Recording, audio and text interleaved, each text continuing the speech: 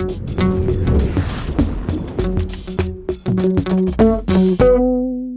salon CES de Las Vegas approche à grands pas. Du 6 au 9 janvier, la ville Casino accueille les entrepreneurs les plus innovants.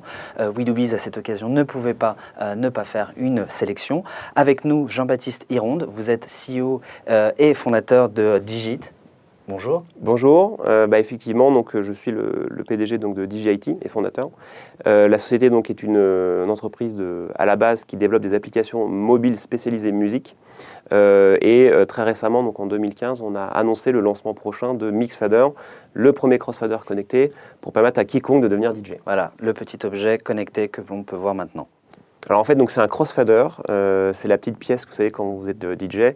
Ils ont les deux grosses platines et au milieu, ils ont toujours la main droite ou la main gauche pour les gauchers sur un petit bitonio qui est en fait ce qui s'appelle un crossfader qui permet en fait d'aller mixer la platine de droite avec la platine de gauche. Alors pourquoi le faire en objet connecté ? Maintenant, c'est plus simple de le faire de façon déconnectée justement des platines. Alors en fait, si je reviens un peu sur l'histoire, nous à la base, on est donc un éditeur d'applications mobile musique. On a lancé eDJing, qui est donc l'application de DJ la plus téléchargée au monde, avec plus de 35 millions d'utilisateurs. Et donc en fait, on a digitalisé l'étape de mixage existante, puisqu'on était sur des gros hardware, donc soit des platines vinyles, et ça coûte très cher, soit des gros contrôleurs. Donc on est la première chose, ça a été justement de digitaliser ça pour le rendre accessible à un plus grand nombre. Donc on a fait une application donc iPhone, iPad, Android. Par la suite, on s'est rendu compte, après les feedbacks de nos utilisateurs, il manquait peut-être quelque chose, puisque sur l'écran tactile, on ne peut pas reproduire tout ce qu'on ferait avec du vrai matériel, puisqu'on a le toucher en fait, qui permet d'être plus précis. Et c'est pour ça en fait, qu'on a décidé de créer Mixfader, qui est donc le crossfader, donc la pièce centrale d'une table de mixage, pour redonner en fait du toucher à l'utilisateur sur nos applications, donc la suite eDJing, mais également sur d'autres logiciels. C'est vraiment l'élément indispensable pour pouvoir aller mixer et appréhender toutes les pratiques. C'est vraiment le seul objet en fait qu'on ne peut pas virtualiser. Exactement, voilà, c'est ça. C'est vraiment le seul objet, puisque les DJ, pour certaines techniques de mix ou de scratch, vont réaliser en fait des mouvements avec leur fader qui dépassent 5 à 6 mouvements par seconde. Donc c'est très très très rapide, et vous imaginez bien avec votre doigt sur l'écran en train de secouer le fader, c'est compliqué, ça accroche, etc. Et donc c'est pour ça qu'on a rematérialisé ça pour apporter plus de valeur à l'expérience utilisateur et pour justement leur permettre de faire des choses pour aller plus loin en fait.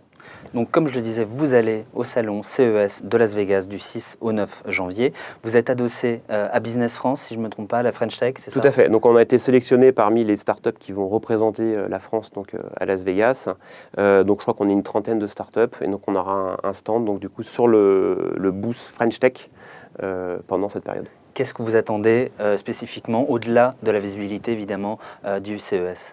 Alors pour nous, le CES, c'est un grand événement puisqu'on va annoncer en première mondiale le lancement commercial du Mixfader. Aujourd'hui, il était disponible en pré-order sur notre site. Ouais. On en a déjà vendu plusieurs centaines, on a déjà dépassé 1500 même exemplaires vendus. Mais c'est que de la précommande, les gens ne pourront le recevoir que dans quelques semaines et à l'époque même quelques mois. Et au CES, on lance donc, le produit de manière commerciale. Donc sur notre site, à partir pendant la semaine du CES, on pourra acheter le produit et il sera donc du coup chez les gens quelques jours ou semaines après. Vous avez prévu une animation particulière pour justement le rendre plus vivant, ce crossfader ? Alors nous, sur le stand, on va avoir du coup forcément des iPads et des démos. Ouais. Donc on aura un DJ que vous connaissez, puisque ça sera moi je vais faire des démonstrations. Et on aura en fait, le but c'est de rencontrer des journalistes, de leur faire découvrir le produit en avant-première, puisque comme personne ne l'a reçu aujourd'hui, c'est un moyen pour nous de faire les premières démos et de montrer au public, journalistes ou même particuliers, comment marche le produit, comment il fonctionne. Voilà. Et l'idée, c'est que les gens pourront immédiatement l'acheter par la suite. Sur place ? Alors, ils vont l'acheter sur notre site et il sera shippé en fait, dans les semaines qui viennent. D'accord. Demain, donc, vous allez au CES de Las Vegas. J'imagine aussi que c'est pour une occasion d'accélérer la croissance de votre entreprise. Est-ce que la levée de fonds ou la recherche d'éventuels partenaires, est-ce que c'est une question que vous vous posez ? Alors, nous, le CES, c'est vraiment pour annoncer le lancement de ce produit. On n'y va pas dans un but essentiellement financiers pour avoir des VC. Il s'avère que dans ce genre d'événement, il y a toujours des investisseurs. C'est souvent dans ce genre d'occasion qu'on en rencontre, mais il faut imaginer que des startups comme nous, on est assez sollicités en fait, surtout que sur la partie DJ IT, on édite beaucoup d'applications musicales.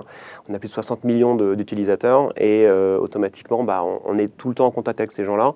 Mais c'est vrai que c'est des opportunités où on est justement avec des VC américains, on ne les rencontre pas forcément très simplement en France. C'est déjà juste une prise de contact, quoi. Prise de contact, il y a beaucoup de soirées qui sont organisées, donc c'est des cadres assez informels et ça permet d'échanger de manière plus libre. Donc forcément, on va en rencontrer. Maintenant, nous, le CES, c'est effectivement un accélérateur pour notre activité hardware en fait, que l'on lance, puisque c'est notre premier objet connecté. Nous, notre vision chez Digit, c'est de dire tous nos applicatifs mobiles, musique, peuvent marcher avec un objet connecté. Donc l'idée, c'est qu'on allie le software et le hardware pour améliorer l'expérience générale. Et donc, eDJing étant notre première application, le premier objet connecté qu'on a fait, c'était un objet qui allait améliorer l'expérience sur cette application DJ, donc le Mixfader. Merci à vous, Jean-Baptiste Hironde. Je le rappelle, vous êtes CEO et fondateur de eDJing. Nous sommes ici à We Do Biz pour parler encore du salon CES de Las Vegas. Merci à vous d'être passé par notre plateau et de toute façon, on écoutera la suite de vos aventures de votre start-up innovante. À bientôt. Avec plaisir. Au revoir.